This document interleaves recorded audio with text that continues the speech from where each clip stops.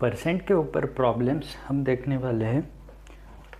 सबसे पहले हमें एक छोटा कंसेप्ट ध्यान में रखना होगा, जैसे 9 पेन कॉस्ट फॉर 15 रुपीज़।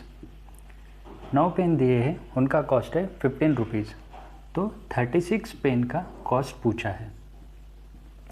अगर हम इसको बेसिकली करेंगे तो कैसे करते हैं, 9 पेन का कॉस्ट दिया 15 रुपीज़, तो एक पेन कितने का होगा 15 डिवाइडेड बाय 9, और फिर 36 पेन की कॉस्ट के लिए हम इसको मल्टीप्लाई करेंगे 36 से। अभी यहाँ पे क्या है, 9 pen are for 15 rupees, 9 pen दिए 15 रुपीज़ के, तो 36 पेन का कॉस्ट पूछा है। यहाँ पे ये मल्टीप्लाई हो रहा है 4 से, 9 4 जा 36, तो जो कॉस्ट है वो भी मल्टीप्लाई होगा 4 से, 15 4 जा 60 रुपीज़। अब इसको बेसिक से किए तो कैसे, 9 4 जा 36, 15 4 जा 60 रुपीज़, तो इसका भी आंसर वही है। तो ये एक ट्रिक हमें ध्यान में रखनी है, इसको हम बोलेंगे वर्टिकल मूवमेंट। 9 पेन का कॉस्ट है 15 रुपीज़, 36 पेन का कॉस्ट पूछा है। 9 4 जा 36, तो 15 4 जा भी कितना होगा 60।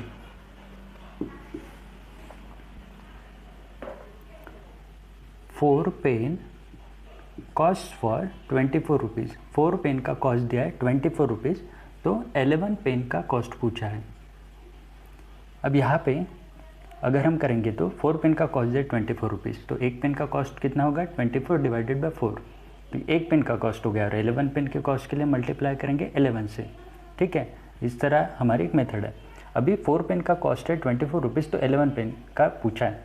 4 पेन का 24 मतलब ये मल्टीप्लाई हो रहा है 6 से, 4 6 जा 24, तो यहाँ पे भी हमें मल्टीप्लाई करना पड़ेगा 6 से। 11 6 जा कितना हो जाएगा 66, तो हमारा आंसर आ जाएगा 66 रुपीज़। यहाँ पे करेंगे तो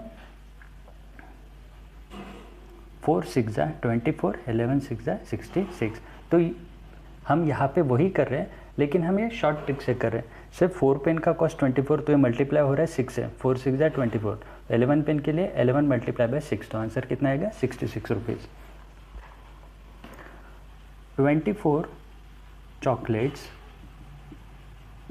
का कॉस्ट है 4 रुपीज़, तो 66 चॉकलेट्स का कॉस्ट पूछा है। अब यहाँ पे 24 चॉकलेट्स है 4 रुपीज़, तो यहाँ पे ये डिवाइड हो रहा है 6 से, 24 डिवाइड हो रहा है 6 से, 6 4 जा 24, तो 66 भी क्या होगा डिवाइड होगा 6 से, तो आंसर कितना आ जाएगा 11 रुपीज़। अब ये मूवमेंट हम हॉरिजॉन्टली कर रहे हैं, तो इसको बोलेंगे हॉरिजॉन्टल मूवमेंट। पहले हमने देखा था वर्टिकल मूवमेंट, और ये हॉरिजॉन्टल मूवमेंट। वैसे आपको इतना ध्यान रखना है कि ऊपर जो कैलकुलेशन होता है नीचे भी हमें वही कैलकुलेशन परफॉर्म करना है, तो हमारा आंसर जल्दी से निकल जाता है। अभी हम पहला टाइप देखेंगे परसेंट के लिए, x% of y is equal to z। अब इसमें से 2 वैल्यूज़ गिवन रहेंगी और एक पूछा रहेगा। जैसे x पूछेंगे तो yz गिवन देंगे, y पूछेंगे तो xz गिवन रहेगा, z पूछेंगे तो x और y गिवन रहेगा। प्रॉब्लम देखते हैं। 5% of 1000 is equal to question mark, तो यहाँ पे क्या z पूछा है। 5% of 1000 is equal to question mark, तो ऐसे प्रॉब्लम्स में हमें सबसे पहले क्या करना है, 1% ऑफ 1000। 1% ऑफ 1000 कितना आ जाएगा, वेरी इजी 10। ये कैसे कैलकुलेट किया हमने, 1000 का 1%, 1% 10 है डिवाइडेड बाय 100, 2 0 कैंसिल, बचे कितने 10। सो 1% ऑफ 1000 कितना है 10, और हमें क्या चाहिए 5% ऑफ 1000। सो 5% ऑफ 1000 ये यहाँ पे मल्टीप्लाई हुआ है 5 से, 1 मल्टीप्लाई बाय 5, 5%, तो ये भी मल्टीप्लाई होगा 5 से, 10 मल्टीप्लाई बाय 5 कितना हो जाएगा 50, तो हमारा आंसर क्या बना 50। Next problem, 4% of 3200 question mark, 4% of 3200 पूछा है। सो यहाँ पे 1% ऑफ 3200 कितना होगा 32, 3200 का 1% डिवाइडेड बाय 100 कितना आ जाएगा 32। आंसर हमें क्या चाहिए 4% ऑफ 3200, तो 1% यहाँ पे मल्टीप्लाई हो रहा है 4 से, तो ये भी हमें मल्टीप्लाई करना पड़ेगा 4 से, 4 2 जा 8, 4 3 ज़ा 12, तो आंसर क्या बना 128। Next problem 25% of y is equal to 125। तो यहाँ पे अभी क्या पूछा है, यहाँ पे पूछा है y। 25% of y is equal to 125। So 1% of y, 1% of y कितना होगा, यहाँ पे डिवाइड हो रहा है 25 से, तो यहाँ पे भी डिवाइड होगा 25 से। 25 5 ज़ा 125। So 1% of y is equal to 5 मिला हमें। अभी y की वैल्यू पूछा है, तो 1% ऑफ y मिला, सो 1% ऑफ y हमें मिला 5। सो 100% ऑफ y, 100% ऑफ y मतलब ही y हो जाएगा, तो यहाँ पे मल्टीप्लाई हुआ है 100 से, सो 5 को भी मल्टीप्लाई करना पड़ेगा 100 से, सो 5 मल्टीप्लाई बाय 100 कितना हो जाएगा 500। तो आंसर क्या बना y is equal to 500।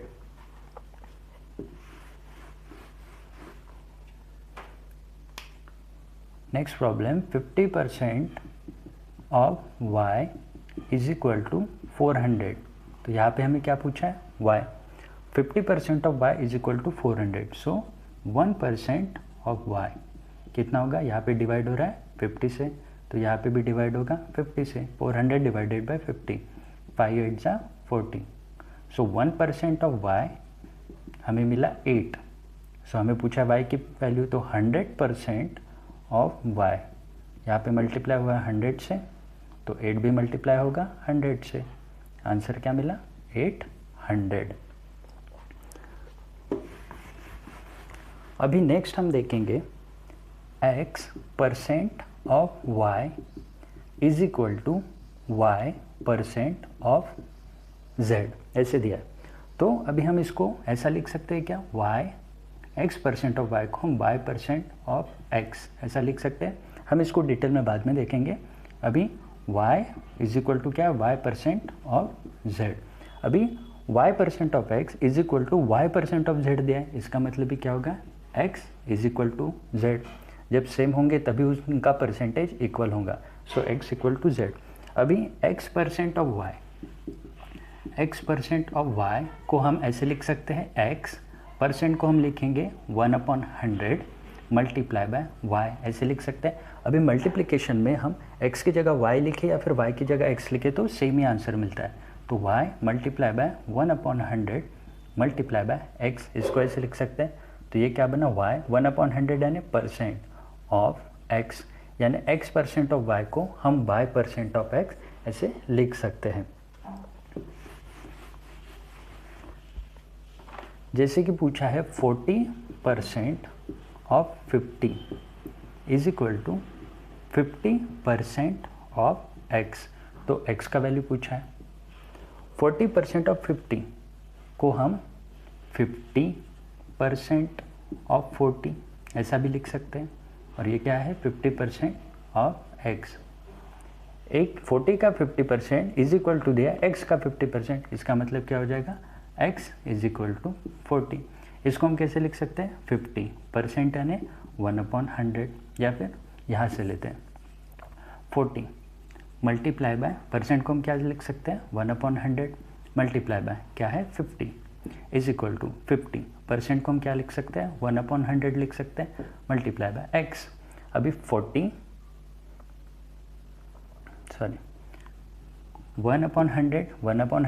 Cancel हो जाएगा, परसेंट 50 भी कैंसिल हो जाएगा, बचा क्या x इज इक्वल टू 40। तो हमारा आंसर है x इज इक्वल टू 40। तो हमें बस ध्यान में ये रखना है कि अगर 30% ऑफ 100 दिया है तो हम उसको 100% ऑफ 30 लिख सकते हैं, ये दोनों सेम ही है। 30% ऑफ 100 का 30% कितना हो जाएगा 30, और 100% ऑफ 30 का 100% भी कितना हो जाएगा 30। 4% ऑफ 80 को हम लिख सकते हैं 80% ऑफ 4। कैसे, 4% ऑफ 80 यानी 4 मल्टीप्लाई बाय 1/100 ऑफ 80, 0 कैंसिल, 4 8 जा 32 डिवाइडेड बाय 10, और 80% ऑफ 4 क्या होगा 80 डिवाइडेड बाय 100 यानी 80% मल्टीप्लाई बाय 4, 0 0 कैंसिल, 8 4 जा 32 डिवाइडेड बाय 10। तो ये दोनों भी सेम है। तो 30% ऑफ 100 को हम 100% ऑफ 30 और 4% ऑफ 80 को हम 80% ऑफ 4 लिख सकते हैं। ये दोनों का वैल्यू सेम ही आएगा। 1 liter of drink contain 0.7 liter of milk, 0.25 liter of water and 0.05 liter of sugar syrup। 1 litre drink दिया है, उसमें से 0.7 लीटर मिल्क, 0.25 लीटर वाटर और 0.05 लीटर शुगर सिरप। तो इन सब का परसेंटेज पूछा है, मिल्क का, वाटर का और शुगर सिरप का। तो इसको कैसे सॉल्व करेंगे? मिल्क के लिए टोटल ड्रिंक कितना है? 1 लीटर, ओके। उसमें से मिल्क कितना है? टोटल ड्रिंक है 1 लीटर, उसमें से मिल्क है 0.7 लीटर। तो इसको मल्टीप्लाई करेंगे 100% से। 0.7 को 100 से मल्टीप्लाई करेंगे तो 2 प्लेस हमें शिफ्ट करना पड़ेगा, 70%। मिल्क हो गया 70%। वाटर 1 लीटर में वाटर कितना है? 0.25। कितने में से कितना? नीचे आएगा कितने में से और ऊपर कितना? 1 लीटर में से 0.25 लीटर वाटर, तो इसको मल्टीप्लाई करेंगे 100% से। तो ये कितना हो जाएगा? 25%। शुगर सिरप 1 लीटर में से शुगर सिरप कितना है? 0.05। तो इसको मल्टीप्लाई करेंगे 100% से। तो ये कितना हो जाएगा? 0.05 मल्टीप्लाई बाय 100, 5 और ये परसेंट। तो milk 70%, water 25%, sugar syrup 5%। Next problem, a shirt has 3/5 fraction of cotton, 2/5 of polyester. What is percentage of cotton and polyester? Shirt में 3/5 कॉटन दिया है और 2/5 दिया पॉलिस्टर, तो उनका परसेंटेज पूछा है। 3/5 दिया है कॉटन, तो 3/5 को परसेंट में कन्वर्ट करने के लिए हम 100% से मल्टीप्लाई करेंगे। 5 2 = 10, 0, 20 मल्टीप्लाई बाय 3 विल बी 60%। तो ये हो गया कॉटन। और पॉलिस्टर पूछा है जो है 2/5, तो हम इसको मल्टीप्लाई करेंगे 100% से। 5 2 = 10, 0, 20 मल्टीप्लाई बाय 2, 40% क्या है? Polyester. There are 75 people in a room, 25 are male, 50 are female. What percentage of male and female in a room? एक रूम में 75 लोग दिए, हाउ मेनी नंबर? 75 नंबर। उनमें से 25 मेल है, मेल कितने हैं? 25 और फीमेल कितने हैं? 50। तो इनका परसेंटेज पूछा है मेल और फीमेल का। सो मेल का percentage, total number of people कितने हैं? 75, उसमें से 25 मेल है, बराबर। तो इसको परसेंटेज में करने के लिए हम 100% से मल्टीप्लाई करेंगे। 25 3 = 75, 3 3 = 9, 3 3 = 9.33। सो ये कितना आएगा? 33.33%। फीमेल का परसेंटेज, फीमेल कितने हैं? 50, कितने में से? टोटल दिया है 75, तो इसको मल्टीप्लाई करेंगे हम 100% से। 25 2 = 50, 25 3 = 75, यह हो जाएगा 33.33 मल्टीप्लाई बाय 2 हो जाएगा 66.66%। तो परसेंटेज ऑफ मेल कितना है? 33.33 और परसेंटेज ऑफ फीमेल कितना है? 66.66%।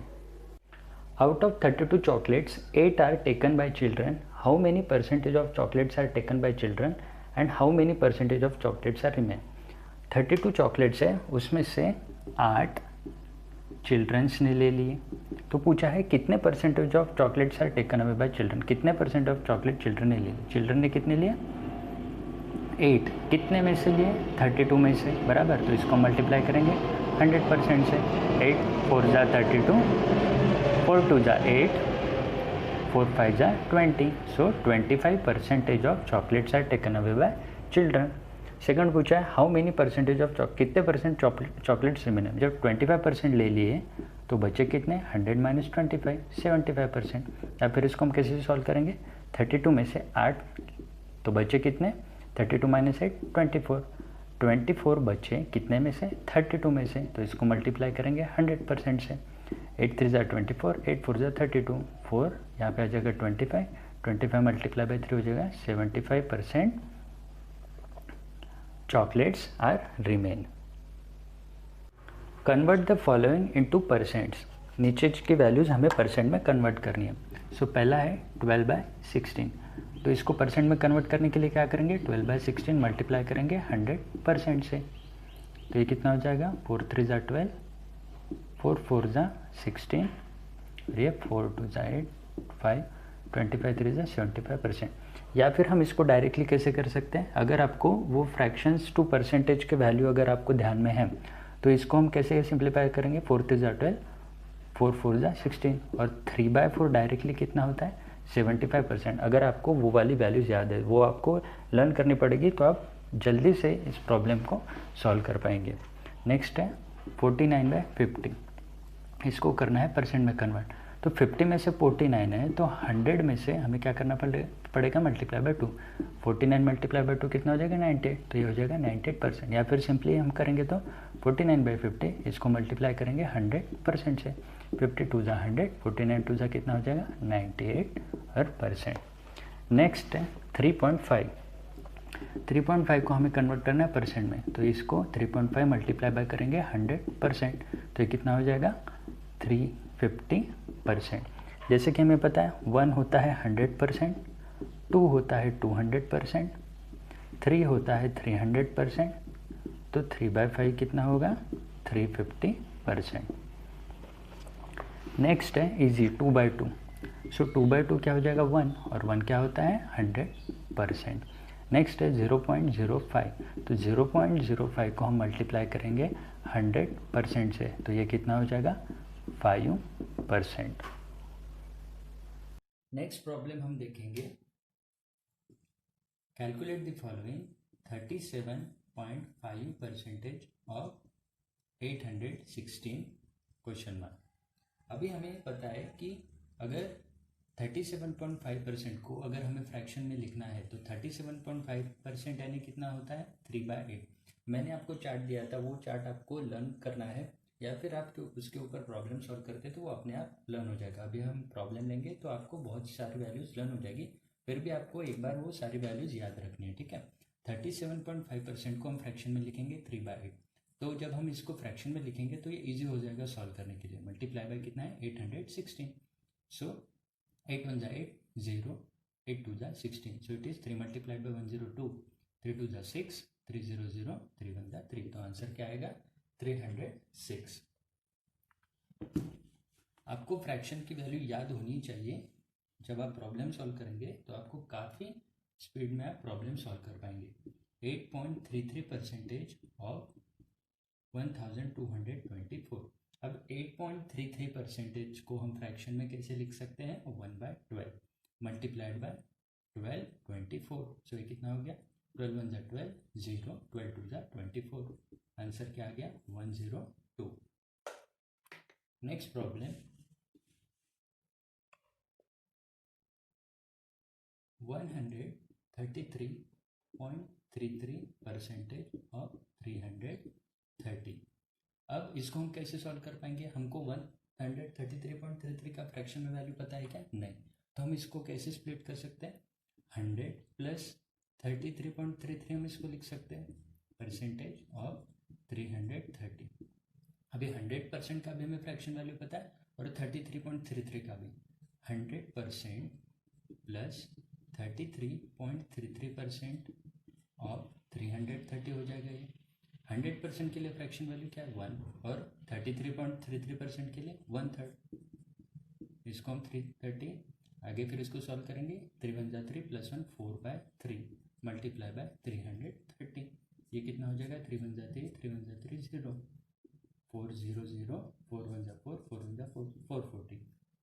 तो इसको हम और एक मेथड से कैसे सॉल्व कर सकते हैं, जैसे कि 133.33% पूछा है,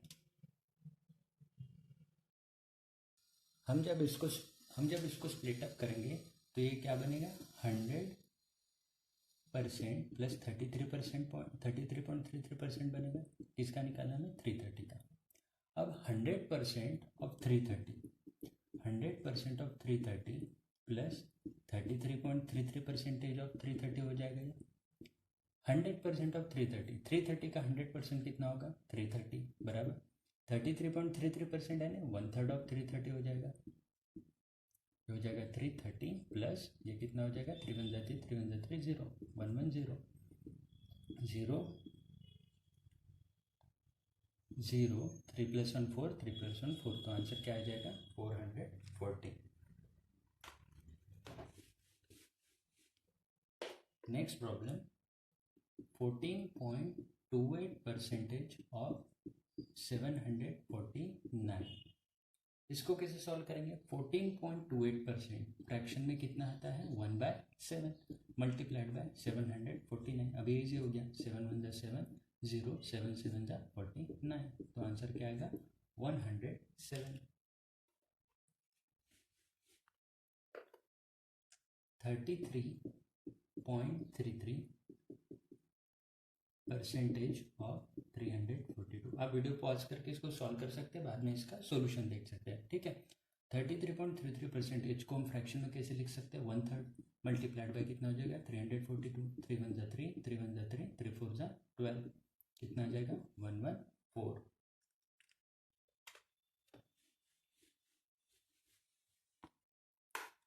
नेक्स्ट प्रॉब्लम, 11.11% ऑफ 918। अभी यहाँ पे 11 का टेबल आता है परसेंटेज में, तो हमें पता है वो कितना 1/9 के फ्रैक्शन में वैल्यूज मिलेंगी। अगर 22.22 होता है तो ये होता है 2/9। इस तरह से 11.11% यानी 1/9 मल्टीप्लाइड बाई कितना हो जाएगा? 918। ये कितना? 9 1 जा 9, 0 9 2 जा 18, तो आंसर क्या बना? 102। Next problem, 36.36% of 242। 36.36, अब यहाँ पे 9 का टेबल आ रहा है, तो 9 का टेबल में फ्रैक्शन में कितना आता है? 11, और ये 9 9 4 जा 36, तो यह आ जाएगा 4/11। 1/11 क्या आता है? 09.09। 2/11 क्या आता है? 18.18। 4/11 क्या आ गया? 36.36% ऑफ 242। 11 2 जा 22, रिमेनिंग 2, 11 2 जा 22, 4 2 जा 8, 4 2 जा 8, आंसर क्या आ गया? 88। Next problem, 28.56% of 749। 28.56% यानी 2/7 हो गया, मल्टीप्लाइड बाय 749। 7 1 जा 7, 0 7 7 जा 49, 7 2 जा 4, कैरी 1 here 1, 2 1 जा 2, तो आंसर क्या आ गया? 214।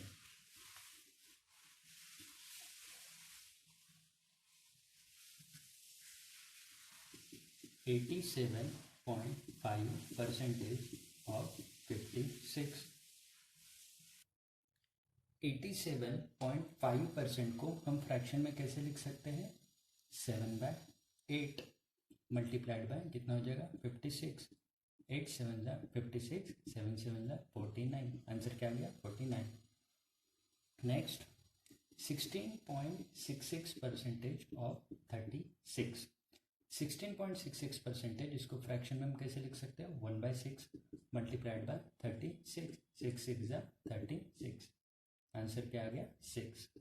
Next problem, 93.75% of 16। इसको हम थोड़ा अच्छे से देखते हैं।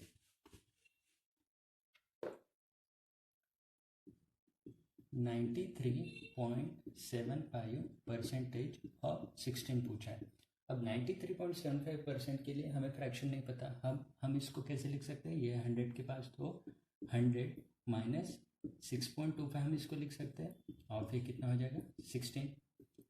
अभी ये हो जाएगा 100% ऑफ 16 माइनस 6.25% ऑफ 16। 100% ऑफ 16, 16 का 100% कितना होगा? 16 माइनस 6.25। 6.25 को हम फ्रैक्शन में कितना लिख सकते हैं? 1/16। 6.25% यानी 1/16 मल्टीप्लाइड बाई 16। 16 16 कैंसिल, 16 माइनस 1, तो आंसर क्या बनेगा? 15।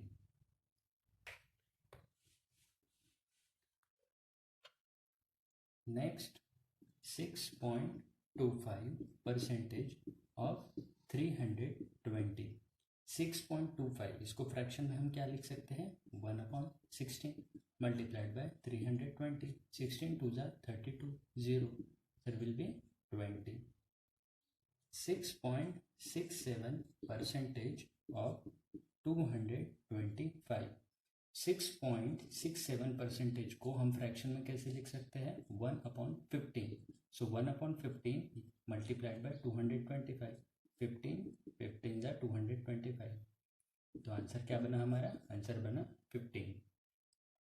अभी हम देखेंगे 2 डायमेंशनल फिगर और 3 डायमेंशनल फिगर। तो 2 डायमेंशनल फिगर जैसे कि लेंथ इंटू ब्रेड्थ होता है area of rectangle, side into side होता है area of square, price multiply by consumption तो हमें क्या मिलेगा, बजट मिलेगा। स्पीड इंटू टाइम हम करेंगे तो डिस्टेंस मिलेगा। मेंस इंटू डेज करेंगे तो उनका वेजेस हमें मिलेगा।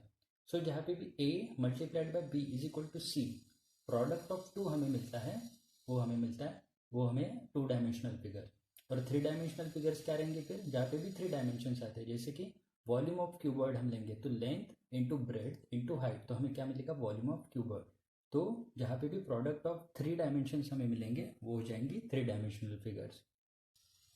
इसमें हम टाइप 1 देखेंगे जहाँ पे a multiplied by B is equal to C, और c क्या रहता है, कांस्टेंट रहता है। तो ऐसे टाइप के हम प्रॉब्लम्स देखेंगे। If length of rectangle is increased by 40%, what will be effect on breadth so that area remains same? तो लेंथ ऑफ रेक्टेंगल इंक्रीज हुआ है 40% से, और ब्रेड पे क्या इफेक्ट पड़ेगा अगर उसका एरिया सेम रहता है। तो जैसे कि length into breadth is equal to area, और एरिया क्या है, कांस्टेंट ही रखना है। अब लेंथ इंक्रीज बाय 40%, लेंथ बढ़ा है 40% से, तो ब्रेड के ऊपर क्या इफेक्ट होगा जिस वजह से एरिया अगर कांस्टेंट ही रखना है तो ऐसे पूछा। तो इसके लिए हम एक मेथड यूज करेंगे, काफ़ी सिंपल मेथड है और प्रॉब्लम्स भी आपको इजीली सॉल्व हो जाएंगे। तो आप एक बार मेथड देख लीजिए, हमें क्या करना है। एरिया हम लेंगे, एरिया को 100, ठीक है, ये एरिया हमें कांस्टेंट रखना है लास्ट में।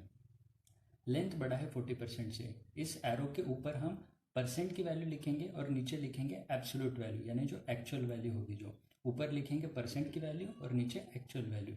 लेंथ बढ़ा है 40% से, तो प्लस 40% हम ऊपर लिख देंगे क्योंकि लेंथ बढ़ा हुआ है 40% से। अब 100 का 40% कितना होता है, 40 होता है, और ये इंक्रीज हुआ है तो हम प्लस 40 लिख देंगे। ये हो गया लेंथ के लिए। अब इस 100 में ये 40 हम ऐड कर देंगे, 100 प्लस 40 कितना हो जाएगा, 140। अब हमारा एरिया क्या बना, 140, ये लेंथ के लिए हो गया। अभी एरिया में से ब्रेड्थ हमें कितना माइनस करना पड़ेगा, तो हमें एरिया सेम का सेम मिलेगा। तो 140 में से जब हम 40 माइनस कर देंगे तो 140 माइनस 40 हो जाएगा 100, तो हमारा एरिया वापस कितना आ गया, 100। लेकिन ये अभी कितना परसेंट है ये हमें देखना है, तो हमने क्या किया, -40 किया है।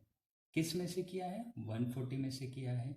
कितने में से किया वो हम हमेशा नीचे लिखते हैं। अब ये कितना हो जाएगा, 0 0 कैंसर, 2 2 जा 4, 2 7 जा 14, -2/7 हमें फ्रैक्शन में मिला है। 2/7 को फ्रैक्शन को हम परसेंटेज में कितना लिख सकते हैं, 28.56%, और ये माइनस में, तो ब्रेड्थ 28.56% से डिक्रीज हुआ या फिर माइनस हुआ 28.56% से। नेक्स्ट प्रॉब्लम देखते हैं। If length of rectangle is increased by 50%, by what percentage breadth should be decreased so that overall area does not change? तो लेंथ कितने से बड़ा है, 50% से। Length into breadth is equal to area. Length बढ़ा है 50% से, ब्रेड पूछा है कितने से डिक्रीज होगा, सो दैट ओवरऑल एरिया हमें क्या रखना है, कांस्टेंट रखना है। तो इसको हम वापस वही मेथड से सॉल्व करेंगे। एरिया को हम क्या लेंगे, 100, इसको हमें कांस्टेंट रखना है। अभी लेंथ के लिए ऊपर क्या लिखेंगे, परसेंट की वैल्यू। लेंथ बढ़ी है 50% से तो प्लस 50% लिखेंगे। 100 का 50% हो जाएगा +50, इंक्रीज हुआ है तो प्लस लिखेंगे। 100 + 50 हो जाएगा, एरिया भी बना 150। अभी ब्रेड के लिए, तो ब्रेड हमें कितने से कम करना पड़ेगा जिस वजह से हमें एरिया वही का वही मिलेगा, तो ब्रेड हमें कम करना पड़ेगा 50 से, तो -50 कर देंगे। 150 - 50 हो जाएगा 100, तो एरिया हमारा अभी कांस्टेंट आ गया। तो अभी ये जो हमने 50 कम किए हैं वो कम किए हैं 150 के ऊपर, तो ये कितना बनेगा, 5 1 जा 5, 5 3 जा 15, -1/3, और 1/3 यानी क्या, फ्रैक्शन में 1/3 यानी 33.33%, और ये माइनस यानी ये डिक्रीज हुआ है। तो ब्रेड्थ हमें कम करना पड़ेगा 33.33% से। इसमें का टाइप 2 अभी हम देखेंगे, जहाँ पे a multiplied by b is equal to C, और यहाँ पे c कांस्टेंट नहीं रहेगा। Problem, if length of rectangle increase by 10% and breadth increase by 10%, what will be increase in area.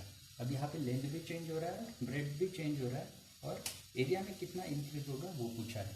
तो length into breadth is equal to area. Length increase हुआ है 10% से और ब्रेड भी इंक्रीज हुआ है 10% से, तो चेंज इन एरिया पूछा है। तो हम इसके लिए क्या करेंगे, वही सेम मेथड, एरिया को हम पकड़ेंगे 100। अभी लेंथ का इंक्रीज, लेंथ कितना बड़ा है +10%, 100 का 10% कितना हो जाएगा 10, और ये बड़ा है तो हम इसको +10 करेंगे, 100 + 10 हो जाएगा 110।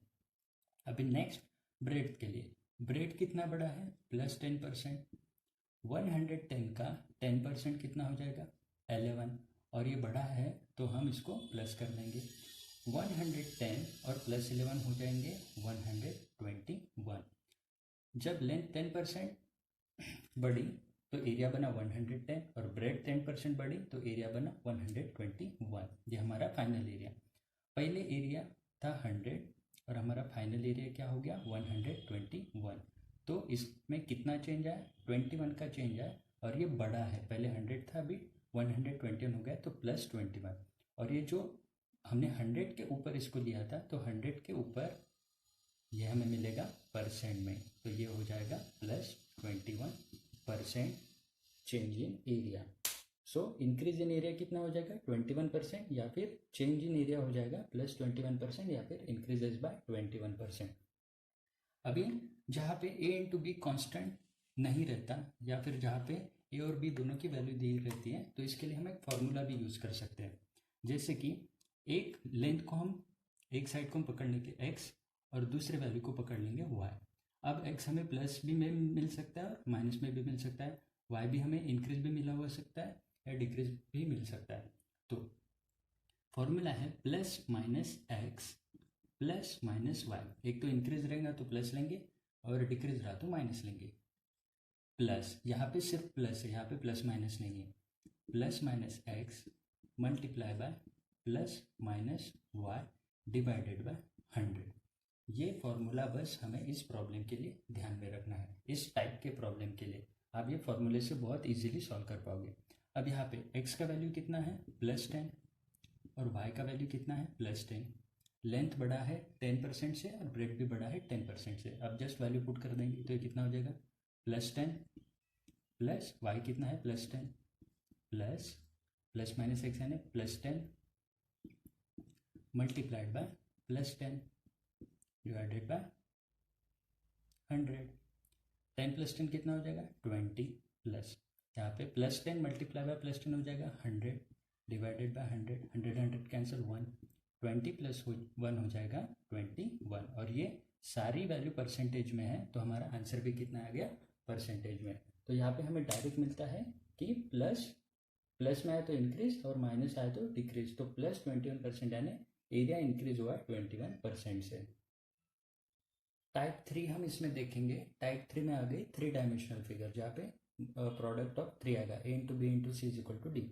जैसे कि if length of cuboid increased by 10%, breadth increased by 10%, height decreased by 10%, how much change in volume. तो क्यूबॉइड का वॉल्यूम दिया है length into breadth into height, ये हो गया क्यूबॉइड का वॉल्यूम। लेंथ बड़ा है 10% से, ब्रेड भी बड़ा है +10% से, और हाइट डिक्रीज हुआ है -10% से, -10% हम इसको लिखेंगे। तो वॉल्यूम में कितना चेंज आएगा ये हमें पूछा है। तो इसको सॉल्व करने के लिए फॉर्मूला अगर हम देखेंगे, जैसे कि हमने पिछले वाले में देखा था, तो वो काफ़ी बड़ा हो जाएगा, तो हम इसको सिंपल मेथड से ही सॉल्व करेंगे। यहाँ पे इंक्रीज है 20% से, ठीक है, तो ब्रेड कितने से बढ़ा 20% से, तो इसको हम वॉल्यूम क्या कंसिडर करेंगे 100, ठीक है। अभी सबसे पहला लेंथ बढ़ा +10% से, 100 का 10% कितना हो जाएगा 10, और ये बड़ा है तो हम इसको +10 करेंगे। अभी वॉल्यूम कितना हो जाएगा 100 + 10 हो जाएगा 110। अभी ब्रेड बड़ा है 20% से, तो 110 का 20% कितना हो जाएगा 22, 110 का 10% हो जाएगा 11, तो 20% हो जाएगा 22, ये बड़ा है तो हम इसको प्लस लिखेंगे। 110 प्लस 22 हमें मिल जाएगा नेक्स्ट वॉल्यूम ब्रेड के बढ़ने के बाद का। 110 प्लस 22 हो जाएगा 132। अभी लास्ट में हाइट डिक्रीज हुआ है -10% से। 132 का 10% कितना हो जाएगा 13.2 बराबर। और ये डिक्रीज हुआ है तो हम इसको माइनस करेंगे, तो ये वॉल्यूम में से 132 में से हमें 13.2 माइनस करना है। 8 ये हो जाएगा 8, 2 - 1 हो जाएगा 1 और ये 1। तो हमारा फाइनल वॉल्यूम हमें क्या मिला 118.8। अभी पूछा क्या है how much change in volume, volume में कितना चेंज हुआ। पहले वॉल्यूम कितना था 100, अभी कितना है 118.8, यानी ये बड़ा है 18.8 से। 118.8 माइनस प्रीवियस वॉल्यूम 100, तो ये बड़ा है 18.8% से, क्योंकि ये 100 के ऊपर बड़ा है। तो हमारा आंसर क्या आएगा volume is increased by 18.8%। Price of wheat rises by 20%, by what percentage a person can decrease the consumption of wheat so that his overall budget does not change. तो प्राइस ऑफ व्हीट दिया है जो बढ़ रहा है 20% से। फिर पूछा है what percentage a person can decrease the consumption, consumption कितना परसेंटेज कम करना चाहिए सो दैट ओवरऑल जो बजट रहेगा वो उसमें चेंज नहीं होगा। तो हमें पता है प्राइस मल्टीप्लाई बाय कंजम्पशन, ये क्या होगा बजट बराबर। प्राइस बढ़े है 20% से, कंजम्पशन कितना डिक्रीज करना है वो पूछा है, जिस वजह से बजट हमें उतने का उतना ही रखना है, बजट हमें कांस्टेंट रखना है। तो इसको हम कैसे को सॉल्व करेंगे, बजट को हम पकड़ लेंगे 100, अभी प्राइस बढ़ रहा है प्लस 20% से। 100 का 20% कितना होता है 20, और ये बड़ा है तो हम करेंगे प्लस। 100 + 20 हो जाएगा 120, तो अभी बजट कितना हो गया 120, लेकिन हमें बजट उतना ही रखना है। तो 120 को हमें बनाना है 100, तो उसके लिए हमें क्या करना पड़ेगा -20 करना पड़ेगा। 120 - 20 हो जाएगा 100, तो हमारा बजट आ गया अभी सेम। लेकिन ये हमें -20 करने हैं किसके ऊपर 120 के ऊपर, तो ये कितना बनेगा 2 × 6 = 12 - 1/6। तो 1/6 यानी कितना होता है फ्रैक्शन में 1/6 यानी 16.66%। तो कंजम्पशन कम करना पड़ेगा 16.66%, माइनस में मिला यानी डिक्रीज या फिर कम करना पड़ेगा 16.66% से। Next problem 16 men can do piece of work in 15 days. If number of men increased by 50%, then what percentage days should be reduced to get the same work done? 16 main दिया है जिनको काम करने के लिए एक पीस ऑफ वर्क करने के लिए 15 डेज लगता है। अगर number of main increase by 50%, तो पूछा है कि percentage of days should be reduce, कितना रिड्यूस करना पड़ेगा डेज का so that we will get the same work done. Now if we look at this problem, it looks very complicated and very calculative, but if we do it by this method it will be very easy. So we know main multiply by days will be the work done. Okay, main increased by 50%, so plus 50%, days reduction पूछा है कितना होगा, और work done क्या है same रखना है यानी कांस्टेंट रखना है। तो अब हम इसको मेथड से सॉल्व कर पाएंगे। वर्क डन को ले लेंगे 100, मेन इंक्रीज हुआ है 50% से। 100 का 50% कितना आ गया 150, इंक्रीज हुआ है तो ये +50 हो जाएगा, 100 + 50 हो जाएगा 150। अभी वर्क डन कितना बना 150, लेकिन वर्क डन कांस्टेंट रखना है। अब 150 को 100 बनाने के लिए हमें इसमें से 50 माइनस करना पड़ेगा। 150 - 50 हो जाएगा 100। अभी वर्क डन मिला सेम, लेकिन ये जो 50 हमने माइनस करे वो किसके ऊपर माइनस करे 150 के ऊपर। तो ये कितना होगा 5 × 3 = 15 माइनस 1/3, 1/3 यानी 33.33%। तो हमें डेज रिड्यूस करना पड़ेगा 33.33% से। तो हमने फर्स्ट लाइन का यूज़ भी नहीं किया और ये प्रॉब्लम सॉल्व हो गया। तो ये अगर फर्स्ट लाइन का हम यूज़ करेंगे उससे कैलकुलेशन करेंगे तो ये काफ़ी लेंदी जाएगा, लेकिन अगर हम इसको इस तरह से सॉल्व करते हैं तो बहुत कम टाइम में ये सॉल्व हो जाएगा। If the speed is reduce by 20%, speed reduce हुआ है 20% से, then by what percentage time should be increase, तो टाइम कितना परसेंटेज से इंक्रीज करना चाहिए to cover the same distance. Same distance cover करने के लिए। अब हमको पता है speed into time is equal to क्या होगा, डिस्टेंस। स्पीड रिड्यूस हुआ है 20% से, तो -20% लिखेंगे। By what percentage time should be increase, change in time पूछा है to cover the same distance. Distance क्या रहेगा, कांस्टेंट रहेगा। तो अब हम इसको मेथड से सॉल्व कर सकते हैं। डिस्टेंस को हम लेंगे 100, स्पीड रिड्यूस हुआ है -20%, तो यहाँ पे -20% लिखेंगे। 100 का 20% हो गया 20, रिड्यूस हुआ है तो माइनस लिखेंगे। 100 - 20 हो जाएगा 80। अभी डिस्टेंस कितना बना 80, लेकिन डिस्टेंस कांस्टेंट रखना है, तो हमें 80 में क्या ऐड करना पड़ेगा, 20 ऐड करना पड़ेगा, तब ये बनेगा 100। लेकिन ये जो 20 हमने ऐड करे है वो कितने के ऊपर ऐड करें, 80 के ऊपर। तो हम इसका परसेंटेज क्या 80 के ऊपर निकालेंगे। 0 0 कैंसिल, 2 4 × 8, 1/4 प्लस 1/4, तो 1/4 यानी हमें पता है 25%, तो ये हो जाएगा +25%। सो टाइम हमें बढ़ाना पड़ेगा, इंक्रीज करना पड़ेगा 25% से। If price increased by 10% and sale increased by 10%, then what will be effect on total income? Price बढ़ा है 10% से और सेल भी बढ़ा है 10% से, तो इफेक्ट ऑन टोटल इनकम पूछा है। हमें पता है कि प्राइस मल्टीप्लाई बाय सेल, ये क्या होगा हमारा इनकम। अब प्राइस बढ़ा है 10% से प्लस 10%, सेल भी बढ़ा है 10% से प्लस 10%, तो इनकम में क्या चेंज हुआ ये हमें पूछा है। तो हम इसको मेथड से सॉल्व करेंगे। इनकम को हम ले लेंगे 100, प्राइस बढ़ा है 10% से, तो ऊपर लिख लेंगे प्लस 10%, 100 का 10% हो जाएगा 10 प्लस 10, 100 प्लस 10 हो जाएगा 110।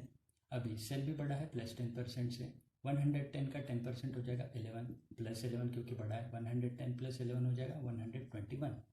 अभी फाइनल इनकम कितना है 121, और पहले कितना था 100, तो ये कितना बढ़ा है 21% से बढ़ा है, या फिर चेंज कितना हुआ है +21% चेंज हुआ है। अब इसी प्रॉब्लम को हम फॉर्मूले से सॉल्व करेंगे। हमारा फॉर्मूला क्या है, +-x +-y ++-x multiply by +-y divided by 100। यहाँ पे x कितना है +10%, y कितना है +10%, तो यहाँ पे पुट करेंगे 10 + 10 + 10 मल्टीप्लाई बाय 10 डिवाइडेड बाय 100। 10 + 10 हो जाएगा 20, 10 × 10 हो जाएगा 100, 100 कैंसिल, बचेगा 1, 20 + 1 हो जाएगा 21%, और ये पॉजिटिव में आया है, तो ये क्या हो गया increase in income, that is 21%। A shopkeeper makes the price of good 50% higher than its original price. एक शॉपकीपर है जिसने गुड्स का प्राइस 50% से बढ़ा दिया है ऑन ओरिजिनल प्राइस पे। After that he allows discount of 50%, उसके बाद उसने उस प्राइस पे 50% डिस्काउंट दे दिया। So he will be at profit at loss, neither loss और प्रॉफिट कैन नॉट से। तो shopkeeper make the price of good 50% higher than its original price. तो हम ओरिजिनल प्राइस ले लेते हैं, ओरिजिनल प्राइस ले लेते हैं 100, ठीक है। इसके ऊपर उसने 50% प्राइस बढ़ा दिया, तो 100 का 50% कितना हो गया 50, तो उसने 50 रुपीज़ प्राइस बढ़ा दी, तो ओरिजिनल प्राइस पे 50 रुपीज़ बढ़ा दिए, तो ये बन जाएगी प्राइस अभी 150 रुपीज़। उसके बाद ही अलाउज डिस्काउंट ऑफ 50%, अब 150 पे उसने 50% डिस्काउंट दे दिया। 50%, 150 का 50% हो जाएगा 75 रुपीज़ उसने डिस्काउंट दिया 150 पे, तो उसका भी प्राइस कितना बना 75 रुपीज़। तो ओरिजिनल प्राइस था 100 रुपीज़ और अभी वो बेच रहा है 75 रुपये में, तो उसको क्या हुआ 25 रुपये का loss, 25 rupees he will be lost at 25 rupees. The salary of worker first increase by 10%। Worker का सैलरी पहले 10% से बढ़ाया, thereafter it was reduce by 10%, उसके बाद 10% से घटाया। What was the change in his salary. तो हम इसको फॉर्मूले से सॉल्व कर सकते हैं। हमारे पास फॉर्मूला है +-x +-y ++-x multiply by +-y divided by 100। अभी यहाँ पे x क्या है +10 और y क्या है salary then after reduce by 10 -10, तो परसेंटेज इन चेंज क्या आएगा, यहाँ पे लिखेंगे +10 -10 plus +10 multiply by -10 divided by 100। तो ये 10 कैंसिल हो जाएगा, यहाँ पे क्या बचेगा 10 मल्टीप्लाई बाय -10 हो जाएगा -100 डिवाइडेड बाय 100। तो ये हो जाएगा -1। तो सैलरी में क्या चेंज आया -1%, या फिर ऐसा बोल सकते हैं सैलरी रिड्यूस हुआ 1% से। इसको अगर हम मेथड से सॉल्व करते हैं तो कैसे सॉल्व करेंगे, सैलरी को लेना है हमें 100, पहले सैलरी बढ़ा 10% से तो प्लस 10% कर देंगे, 100 का 10% कितना हो जाएगा 10, बड़ा है तो प्लस कर देंगे, तो ये हो जाएगा 110। उसके बाद सैलरी घटा है 10% से तो -10% कर देंगे, 110 का 10% हो जाएगा 11, और ये कम हुआ है तो माइनस कर देंगे। 110 में से 11 गए, बचे 99। तो पहले सैलरी था 100, अभी हुआ 99, यानी 1% से सैलरी घटा है, या फिर -1% चेंज है सैलरी में। A gardener increase the area of rectangular garden. Gardener है, उसने अपने रेक्टेंगुलर गार्डन का एरिया चेंज किया है by increasing length by 40%। Length उसने 40% बढ़ाया and decreasing its width by 20%। Width उसने 20% घटाया। The area of new garden पूछा है, increase by 20%, increase by 12%, increase by 8% और नो चेंज। तो इसको हम फार्मूला लगाएंगे। अपने पास x है +40 और y है डिक्रीज हुआ है -20। हमारा फार्मूला है +-x +-y +-x multiply by +-y divided by 100। अभी x क्या है +40 -y क्या है 20 प्लस ये हो जाएगा 40 मल्टीप्लाई बाय -20 डिवाइडेड बाय 100। 40 -20 कितना हो जाएगा 20 प्लस 40 मल्टीप्लाई बाय -20 हो जाएगा -800 डिवाइडेड बाय 100। ये 2 0 कैंसिल हो जाएगा, सो 20 -8, सो 20 -8 क्या बचा 12%, और ये पॉजिटिव है तो एरिया बढ़ेगा 12% से। तो हमारा आंसर क्या आएगा बी, इंक्रीज बाय 12%। इसको हम मेथड से भी सॉल्व कर सकते हैं। जैसे हम एरिया ले लेंगे 100, पहले एरिया ले लेंगे 100, अभी लेंथ बढ़ा है 40% से तो ऊपर +40% लिख देंगे। 100 का 40% हो जाएगा 40, इंक्रीज है तो प्लस कर देंगे, तो अभी नया एरिया क्या बना 140। अभी विड्थ डिक्रीज हुआ है 20% से तो -20% लिख देंगे ऊपर। 140 का 20% कितना हो जाएगा 28, और ये डिक्रीज हुआ है तो माइनस कर देंगे। अभी 140 -28 कितना हो जाएगा, 10 में से 8 गया 2, तो 2 गया 1, 112। पहले एरिया था 100, अभी हुआ 112, तो ये क्या हुआ है इंक्रीज हुआ है, और कितने से इंक्रीज हुआ है 12% से इंक्रीज हुआ है। तो आंसर क्या बनेगा increase by 12%। Sita have 200 rupees, Gita have 100 rupees. Sita के पास 200 रुपये और गीता के पास 100 रुपीज़ है। पूछा है Sita having how much percentage more than Gita.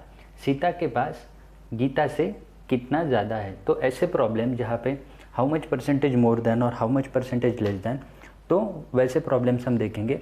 यहाँ पे पूछा है Sita having how much percentage more than Gita, तो जहाँ पे भी दैन दिखेगा वो हमें ध्यान में रखना है। दैन के बाद जो भी पूछा है वो होता है हमारा रेफरेंस, तो इसको बस ध्यान में रखना है।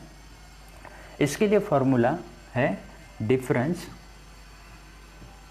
अपॉन रेफरेंस, बहुत ही इजी है। अभी क्या पूछा है Sita having how much percentage more than Gita. Sita के पास कितना है 200 और गीता के पास कितना है 100। सीता के पास कितना ज़्यादा ये पूछा है। अब इन दोनों का डिफरेंस कितना है, सीता के पास और गीता के पास जो भी है उनका डिफरेंस कितना है। सीता के पास 200 है और गीता के पास 100 है, तो सीता के पास कितना का डिफरेंस है 100 का, ठीक है। अभी रेफरेंस वाली वैल्यू चाहिए हमें। पूछा है गीता से कितना ज़्यादा है, Sita having how much percentage more than Gita. Than Gita, तो ये गीता के पास जितना भी होगा वो होगा हमारा रेफरेंस। गीता के पास कितना है उससे ऊपर सीता के पास कितना है वो पूछा है, तो रेफरेंस क्या है गीता, तो गीता के पास कितना है 100 रुपीज़। अभी 100 अपॉन 100 कितना हो जाएगा 1 यानी होता है 100%। तो सीता के पास 100% ज़्यादा है गीता से। नेक्स्ट पूछा है Gita having how much percentage less than Sita, तो दैन सीता, तो सीता हो गया हमारा रेफरेंस। हमारा फॉर्मूला क्या है डिफरेंस अपॉन रेफरेंस। डिफरेंस कितना है, गीता के पास कितना है 100 और सीता के पास कितना है 200, तो इन दोनों का डिफरेंस कितना है 100 आ जाएगा। अगर माइनस करेंगे तो -100 यानी गीता के पास 100 रुपीज़ कम है, तो हमको सिर्फ डिफरेंस चाहिए, तो डिफरेंस कितना है 100। और रेफरेंस क्या है, लेस देन सीता, सीता से कितना कम है उतना पूछा है, तो सीता हमारा रेफरेंस है, सीता के पास कितना है 200 रुपीज़, तो इसको सॉल्व करेंगे तो ये हो जाएगा 1/2, 1/2 यानी 50%। तो गीता के पास सीता से 50% कम है। अगर हम इसको पॉजिटिव नेगेटिव सॉल्व करेंगे तो गीता के पास था 100 और सीता के पास था 200, तो गीता के पास कितना कम है, 100 - 200 करेंगे तो -100 हो जाएगा, तो यहाँ पे -100 लिखेंगे तो ये वैसे भी -50% आ जाएगा। तो ये माइनस प्लस से हमें पता चल जाता है कि गीता के पास कम है सीता से, और कितना कम है -50%। अभी पेट्रोल प्राइसेस दिया है और ईयर दिया है, 2013 में था 75 रुपीज़, 2014 में था 100 रुपीज़ और 2015 में था 60 रुपीज़ पर लीटर, ये पेट्रोल की प्राइसेस है। अभी पूछा है how much percentage change in 2014 and 2015, 2014 में कितना चेंज हुआ और 2015 में कितना चेंज हुआ ये पूछा है। जहाँ पे भी हमें ऐसे क्वेश्चन पूछते हैं ईयर वाइज, तो वहाँ पे हमें ध्यान रखना है, अगर 2014 के लिए पूछा है तो इसका जो प्रीवियस ईयर रहेगा 2013, ये हो जाएगा हमारा रेफरेंस ईयर, या फिर इसके ऊपर हमें कैलकुलेट करना है। तो 2014 में हमारा फॉर्मूला क्या है, डिफरेंस अपॉन रेफरेंस। तो 2014 के लिए रेफरेंस वैल्यू क्या बनेगा, अगले ईयर प्रीवियस ईयर का 2013। अभी डिफरेंस कितना है, पहले 75 रुपीज़ पर लीटर था, अभी 100 रुपीज़ पर लीटर है, यानी +25 रुपीज़ पर लीटर बढ़ा है। और रेफरेंस क्या है 2013 का वैल्यू यानी 75, तो ये कितना हो गया 25 3 = 75 + 1/3 + 1/3 यानी +33.33%, यानी पेट्रोल का प्राइस बढ़ा है 33.33% से। अभी 2015 के लिए देखते हैं। अभी 2015 के लिए प्रीवियस ईयर हो गया 2014, तो जो भी बढ़ेगा घटेगा ये इस वैल्यू के ऊपर बढ़ेगा, तो 2015 के लिए रेफरेंस वैल्यू क्या हो गया 2014 का, तो हमारा फॉर्मूला है डिफरेंस अपॉन रेफरेंस। अभी 2014 में कितना था 100 और अभी कितना है 60, तो कितने का चेंज हुआ -40 रुपीज़ पर लीटर से वैल्यू चेंज हुआ, और रेफरेंस वैल्यू क्या है 2014 का जो कितना है 100, तो 40/100 कितना हो जाएगा 40%, और ये घटा है तो हम इसको -40% लिखेंगे।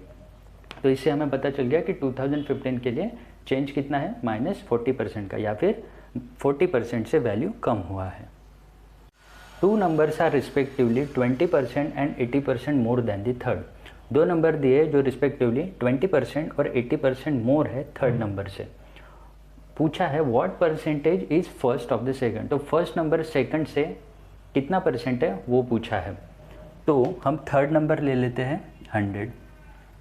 क्या दिया है, two numbers are respectively 20% and 80% more than the third.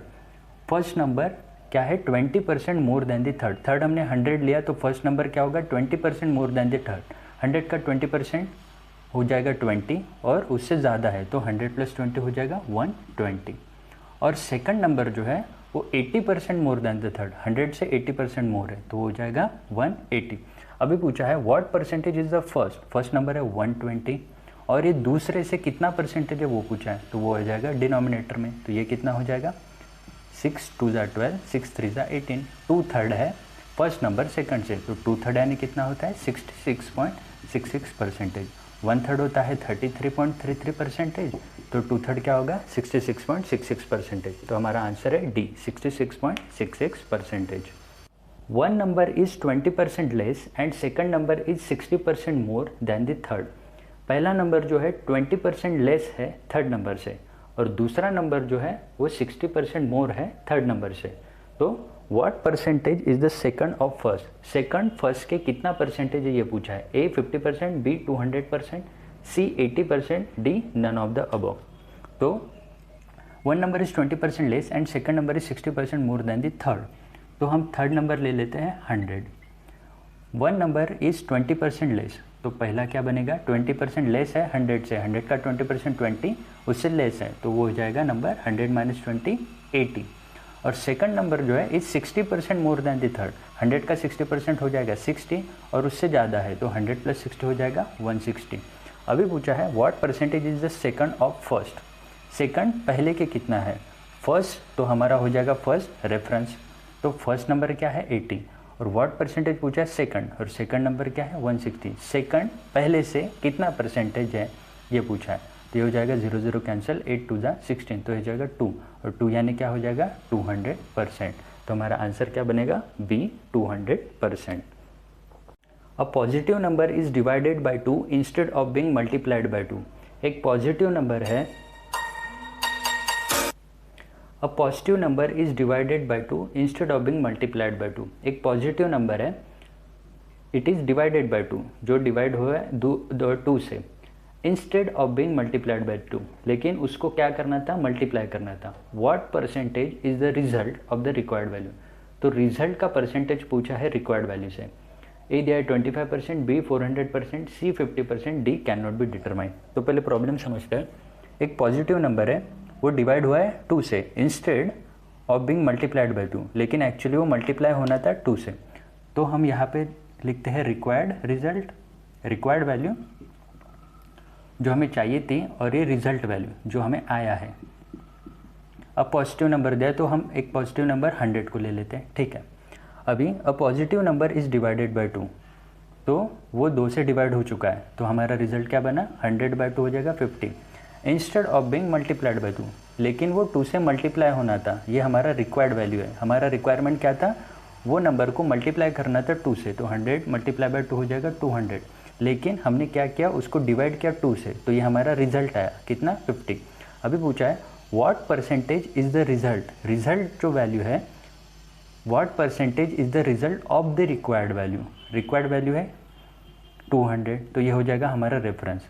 Result value required value से कितना परसेंटेज है ये पूछा है, तो रिक्वायर्ड वैल्यू बन जाएगा हमारा रेफरेंस और रिजल्ट वैल्यू क्या है 50, तो ये कितना हो जाएगा 0 0 कैंसिल, 5 4 20, 1/4 और 1/4 क्या होता है 25%। तो हमारा आंसर क्या आएगा ए 25%। अ positive number is divided bye 5 instead of being multiplied bye 5। एक पॉजिटिव नंबर दिया है, वो डिवाइड हुआ है 5 से इंस्टेड ऑफ बीइंग, तो वो एक्चुअली मल्टीप्लाइड होना था 5 से। What percentage is the result of the required value, तो रिजल्ट रिक्वायर्ड वैल्यू का कितना परसेंटेज है वो पूछा है। तो पॉजिटिव नंबर ले लेते 100। अभी यहाँ पे लिखेंगे रिजल्ट वैल्यू, यहाँ पे लिखेंगे रिक्वायर्ड वैल्यू। अब positive number is divided bye 5, positive number divide हुआ है 5 से, तो रिजल्ट क्या आया 100 डिवाइडेड बाय 5 हो जाएगा 20 instead of being multiplied bye 5, लेकिन वो मल्टीप्लाई होना था 5 से, तो 100 × 5 होना था 500, तो हमारा रिक्वायर्ड था 500 लेकिन हमें रिजल्ट मिला है 20। अभी पूछा है what percentage is the result, result of required value, result required value के कितना परसेंटेज है पूछा है, तो रिक्वायर्ड वैल्यू हमारा क्या बन जाएगा रेफरेंस, तो रिक्वायर्ड वैल्यू कितना है 500 और रिजल्ट क्या मिला 20, तो ये कितना हो जाएगा 2 डिवाइडेड बाय 25, 1/25 और इसको हम परसेंट में करेंगे तो कैसे हो जाएगा 4%, तो इसको हमने कैसे कैलकुलेट किया 1/25 परसेंट में कन्वर्ट करने के लिए हम 100% से मल्टीप्लाई करते हैं, 25 4 100, तो ये हो जाएगा 4%। तो रिजल्ट रिक्वायर्ड वैल्यू के कितना है 4%, लेकिन कभी कभी अगर पूछा है कि एरर कितना है, हमने रिजल्ट फाइंड किया 20 और रिक्वायर्ड था 500, तो एरर कितना है, तो रिजल्ट कितना है 4% है रिक्वायर्ड वैल्यू के, तो एरर कितना रहेगा, हमको सिर्फ 4% ही मिला है रिक्वायर्ड के, तो एरर कितना बनेगा 100% माइनस 4%, तो एरर कितना आया 96% का एरर आया रिजल्ट में। तो परसेंटेज के प्रॉब्लम में इतना ही, और भी अगर आपको प्रॉब्लम्स में प्रॉब्लम है और कुछ प्रॉब्लम सॉल्व नहीं हो रहे तो आप मुझे कमेंट कर सकते हैं, मैं ट्राई करूँगा आपके लिए प्रॉब्लम सॉल्व करने के लिए। अगर आपको वीडियो अच्छा लगता है तो आप लाइक बटन पे क्लिक कर सकते हैं। चैनल को सब्सक्राइब कीजिए, इससे क्या होगा अगर मैं कोई भी नया वीडियो डालता हूँ तो उसका नोटिफिकेशन आपको आपके चैनल पे मिल जाएगा। सब्सक्राइब करने के बाद ये जो साइड में आपको बेल आइकन दिखेगा इसके ऊपर भी आपको क्लिक करना है। इससे क्या होगा अगर मैं कोई भी नया वीडियो डालता हूँ तो उसका जो लिंक है वो आपके मैसेज बॉक्स में ही आपको डायरेक्टली मिल जाएगा। सब्सक्राइब करना ये पूरी तरह से फ्री है, इसका कोई चार्जेस वगैरह ऐसा कुछ नहीं है। वीडियो को शेयर कीजिए और टॉपिक के बारे में अगर आपके कोई भी प्रॉब्लम्स है या फिर आपको कुछ सजेशन देना है तो आप नीचे कमेंट सेक्शन में मुझे लिख सकते हैं। Thank you.